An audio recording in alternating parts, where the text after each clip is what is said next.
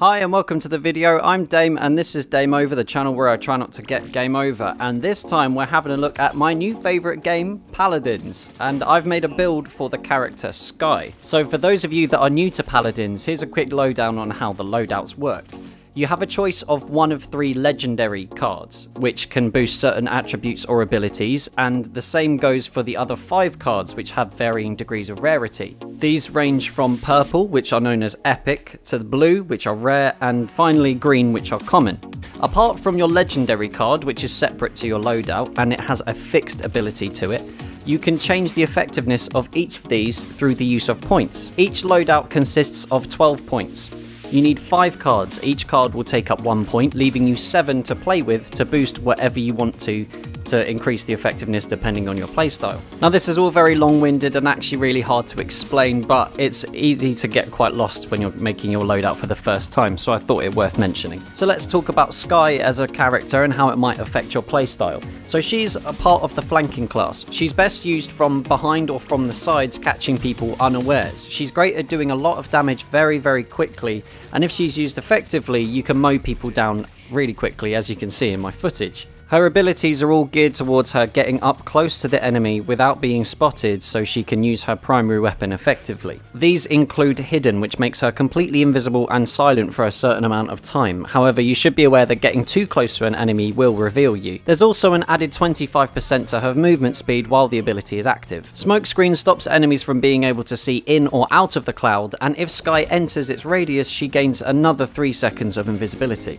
Her last ability is Poison Bolts. 3 bolts are fired out very quickly, and each of them, if they hit, deal 10% maximum health damage over 5 seconds. Finally, we have her ultimate, which is essentially a giant grenade, but it destroys shields completely if they're caught in the blast. Combining it with her flanking abilities, it's great for getting some multi-kills or even just forcing people away from the contested areas or the objective. So now let's get on to the build itself, and we'll look at the cards that you should choose to make yourself have the shock and awe tactics that Skye is so good at. The legendary card I've chosen is Preparation. As you can see, Preparation reduces all the cooldowns by 100% when you get a kill or an elimination. An elimination means you don't actually need to finish them off. You can put some damage on an enemy and your teammate can finish them off, and it will reset all of your abilities. So now onto the cards, and because you can see them, I'm going to save myself from reading them all out loud.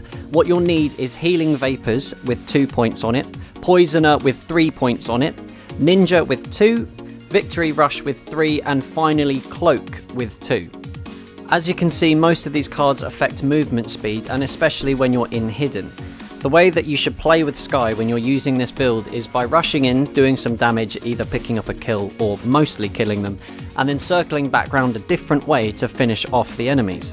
If your approaches are right against the enemy, then you can generally chain lots of kills. You can go in with Hidden first, finish one person off, and then whack it straight back on so you can't be seen by the rest of the team. Using Hidden and Smokescreen are also really good ways of getting yourself out of the tricky situations if you do happen to overextend or get outnumbered. Remember that Skye's most powerful asset is to turn invisible, so make sure you use it whenever you can. You should also remember that some of the other characters in Paladins can reveal people whether they are invisible or not, and through objects. So make sure you're staying aware of what abilities are being used against you so you don't end up wasting one of yours.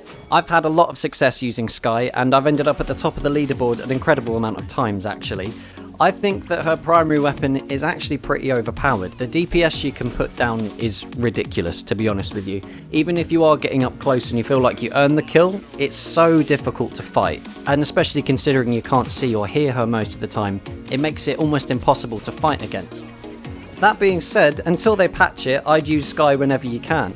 I've managed to get on some ridiculous streaks, and being able to rack up that many kills in almost every single game means that your team is almost definitely going to win every time. And when you use this build effectively, and considering the overpowered nature of Skye, it basically turns it into easy mode. I'd really love to know what your thoughts and feelings are on Paladins, and if you've got any other favourite characters.